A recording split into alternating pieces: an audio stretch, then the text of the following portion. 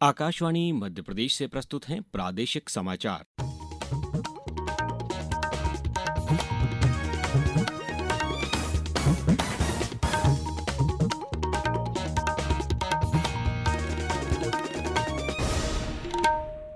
नमस्कार, समाचारों के साथ मैं अभिषेक कटियार। सबसे पहले इस बुलेटिन के मुख्य समाचार। भारत और पाकिस्तान सैन्य कार्यवाही रोकने पर हुए सहमत। मध्य प्रदेश और महाराष्ट्र के बीच ताप्ती बेसिन मेगा रिचार्ज के एमओयू पर हुए हस्ताक्षर।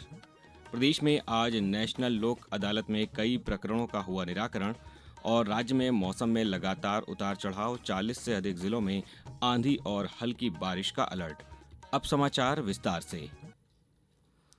भारत और पाकिस्तान तत्काल प्रभाव से गोलीबारी और सैन्य कार्रवाई रोकने पर सहमत हो गए हैं। विदेश सचिव विक्रम मिस्री ने नई दिल्ली में इस संबंध में घोषणा की। उन्होंने कहा कि पाकिस्तान के सैन्य ऑपरेशन महानिदेशक ने आज दोपहर युद्ध विराम का आह्वान किया, जिसके बाद चर्चा हुई और ये सहमति बनी। विदेश मंत्रालय ने यह स्पष्ट किया कि गोलीबारी और सैन्य कार्रवाई रोकने पर दोनों देशों के बीच सीधे तौर पर सहमति बनी है। किसी अन्य मुद्दे पर किसी अन्य स्थान पर बातचीत करने का कोई निर्णय नहीं हुआ है। Director General of Military Operations of Pakistan called the Director General of Military Operations of India 15:35 hours earlier this afternoon. It was agreed between them that both sides would stop all firing and military action on land and in the air and sea with effect from 1700 hours Indian Standard Time today. Instructions have been given on both sides to give effect to this understanding. The Directors General of Military Operations will talk again on the 12th of May at 1200 hours. मुख्यमंत्री doctor Mohan Yadav और महाराष्ट्र के मुख्यमंत्री देवेंद्र फडणवीस ने विश्व की तीसरी सबसे बड़ी ग्राउंड वाटर रिचार्ज परियोजना ताप्ती बेसिन मेगा रिचार्ज के एमओयू पर आज हस्ताक्षर किए। आज भोपाल में आयोजित मध्य प्रदेश महाराष्ट्र अंतर्राज्यीय नियंत्रण मंडल की 28वीं बैठक में मुख्यमंत्री डॉक्टर यादव ने कहा कि ताप्ती बेसिन मेगा रिचार्ज परियोजना मध्य प्रदेश और महाराष्ट्र के विकास का नया आयाम स्थापित करेगी।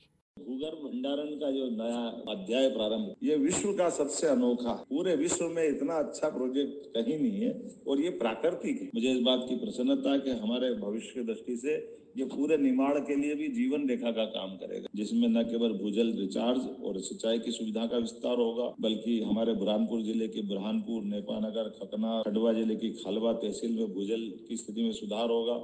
वहीं महाराष्ट्र के मुख्यमंत्री देवेंद्र फडणवीस ने कहा कि ताप्ती बेसिन मेगा रिचार्ज परियोजना दुनिया का एक अजूबा है। इस परियोजना से दोनों राज्यों की लाखों हेक्टेयर भूमि को सिंचाई सुविधा का लाभ मिल सकेगा। ये जो ताप्ती मेगा रिचार्ज है, ये दुनिया का एक अजूबा है, क्योंकि एल्यूवियम फॉल्ट के कारण जो बसाका जोन तैयार हुआ है और उसके कारण एक रिचार्ज की क्षमता निर्माण हुई है। इस परियोजना के कारण करीब 1,31,000 हेक्टेयर जमीन मध्य प्रदेश की और 2,30,000 हेक्टेयर जमीन महाराष्ट्र की सिंचाई के तहत आने वाली है।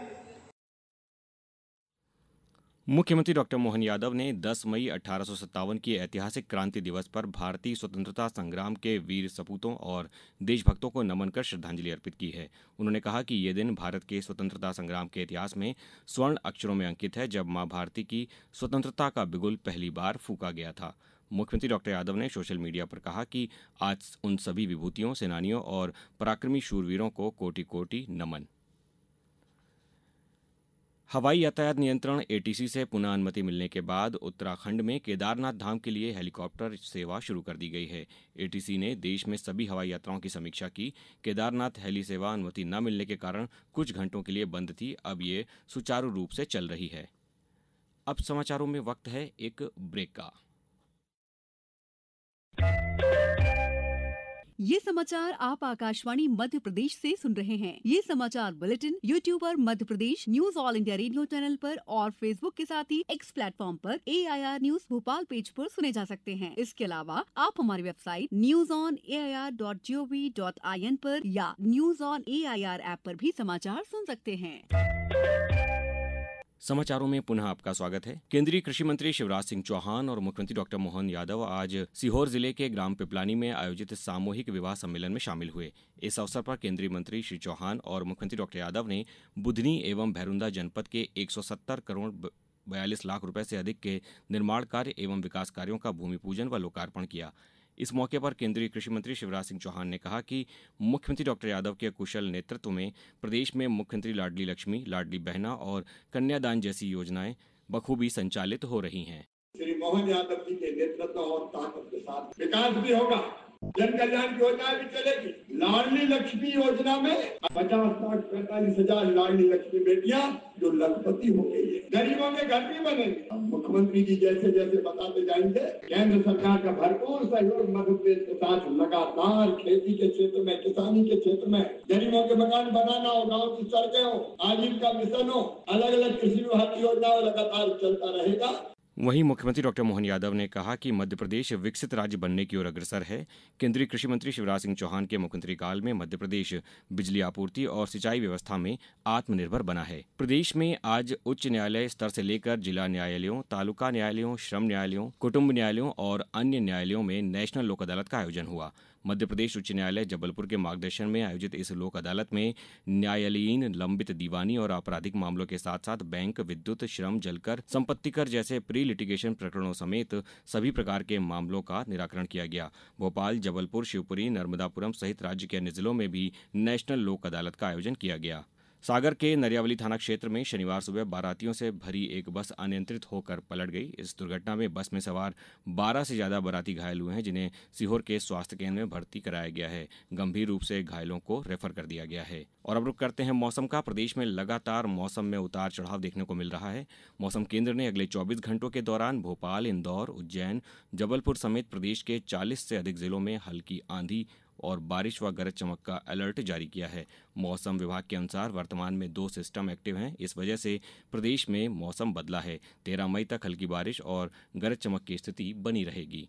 खेलो इंडिया यूथ गेम्स में नई दिल्ली के doctor Karni Singh shooting range में अंतिम दिन निशानेबाजों ने अच्छा प्रदर्शन किया। महिलाओं की 25 मीटर पिस्टल के फाइनल में दिल्ली की नामिया कपूर ने 27 अंकों के साथ स्वर्ण पदक जीता। वहीं मध्य प्रदेश की अंजलि महेंद्र भागवत ने 26 अंकों के साथ रजत पदक हासिल किया।